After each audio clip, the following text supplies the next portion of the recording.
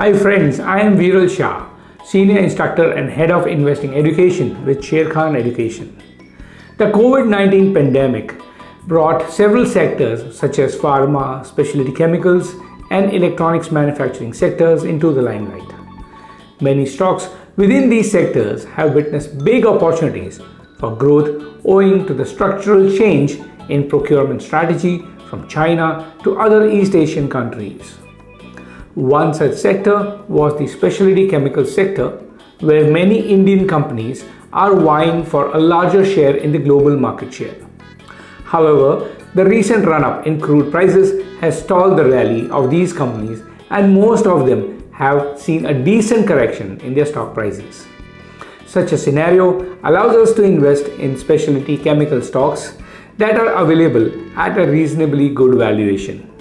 One such stock that fits the bill is Aarti Industries Limited. Aarti Industries is expected to grow its revenue by a CAGR of 22% over the next 2 years with an EBITDA margin in the range of 25 to 30%. Despite substantial capex, the debt is expected to remain stable on the back of money raised through QIP, bare termination fees to be received at the end of FY23, healthy cash flows, and some incremental debt of Rs 6 to 8 billion. At the current market price of Rs 837, the stock trades at 34 times and 28 times FY23 and FY24 estimated earnings and is at an average valuation on the PE band. Strong growth in the pharma business, the demerger of the pharma business, and the growth outlook on the back of capex remains strong. We have a positive view on the stock, and the investors with a long-term investment horizon could enter the stock at Rs 750 levels based on technical levels.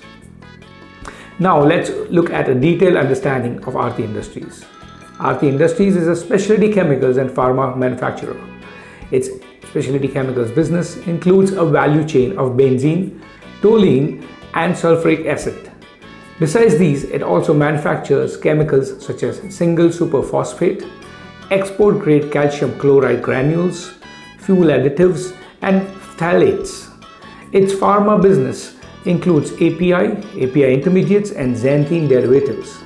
The specialty chemicals business is vertically integrated and has enabled the company to keep adding new chemistries by entering downstream products.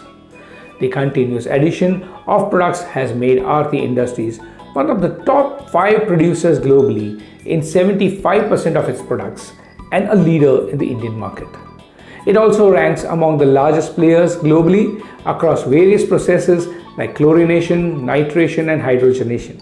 The pharma API business is backward integrated for most of the intermediates, and the company exports 60% of its products to regulated markets. Aarti Industries is a preferred supplier for global customers, and exports contribute around 50% to its overall revenues.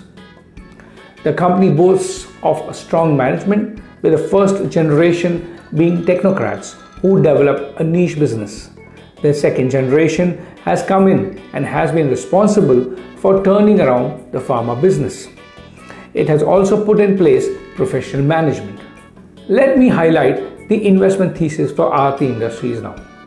Thesis number 1 is a key beneficiary of China Plus One strategy. Aarti competes with China in almost 40% of its product portfolio and is getting increasingly competitive given China's rising labor cost, rupee depreciation versus renminbi, and its cost of compliance with environmental regulations. Due to its complete backward integration in specialty chemicals, Aarti has no dependence on imports for raw material supply. Aarti is targeting those products where India is highly dependent on imports and where it has very little domestic competition. This has opened a lot of opportunities in the pharma segment, where Aarti is supplying API and its intermediates to domestic suppliers. Thesis number 2. It has integrated operations and access to basic raw materials. Aarti Industries has an excellent R&D base and integrated operations which help it to offer more than 125 products at cost competitive rates to customers across multiple industries. Aarti has been able to incubate the toluene derivatives and contract manufacturing business, owing to its ability to handle complex chemistries and growing downstream products, establish a diverse customer base and global distribution network, and gain a foothold for the availability of basic raw materials. Thesis number 3. The outlook for the benzene market remains robust.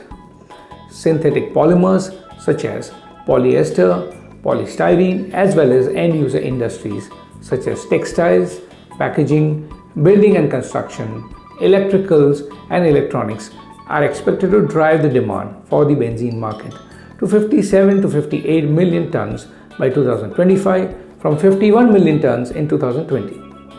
Aarti Industries will be the key beneficiary of this growth as it is one of the largest players in benzene and its derivatives in India. Thesis number 4. Aarti has aggressive capex plans. Aarti has already doubled its capital expenditure from FY19 to FY21 and it further plans to double the capital expenditure by FY25. The company has been investing in downstream derivatives of benzene and toluene, contract manufacturing, and expanding its pharma capacities. It has chalked out a capex plan of Rs 15 billion, largely for 2 long-term contract manufacturing projects. Additionally, it will incur Rs 25 to 30 billion worth of capex targeted at new chemistries and value-added products. Existing capex efforts are expected to increase nitrotoluene capacities, enter into chlorotoluene, add new toluene and benzene derivative lines to business, and expand existing benzene and derivative volumes. The expansion in the pharma business will improve margins owing to operating leverage and backward integration. Contract manufacturing revenues will be catalyzed by QSHE compliance and new R&D team will assist its superior product capabilities. Thesis number 5. Demerger of its pharma business. The demerger of the pharma business is likely to be completed by Q2 of FY23 and given a robust outlook, the management remains upbeat on the growth in pharma business over the medium term. The demerger will provide value unlocking potential for shareholders. Given all these theses, Aarti Industries is expected to grow its revenue by a CAGR of 22% over the next 2 years with an EBITDA margin in the range of 25 to 30% on the back of rising capacity utilization, higher volumes, and a possible correction in inflation, which can not only improve raw material costs but also improve the outlook of end user industries such as textiles and FMCG. Despite substantial capex, the debt is expected to remain stable on the back of money raised through QIP, Bayer termination fees to be received at the end of FY23, healthy cash flows, and some incremental debt of Rs 6 to 8 billion. Its return on equity ratio is expected to be in the range of 15%. A possible resolution of 2 observations from US FDA audit of the Dombivli API unit in June 2022 will be addressed soon, and this could be a key trigger. At the current market price of 837, the stock trades at 34 times and 28 times FY23 and FY24 estimated earnings and is trading at an average valuation on the PE band. Strong growth in the pharma business, the demerger of the pharma business, and growth outlook on the back of capex remains strong. We have a positive view on the stock, and investors with a long-term investment horizon could enter the stock at Rs 750 levels based on technical levels. This is Viral Shah signing off. Happy investing.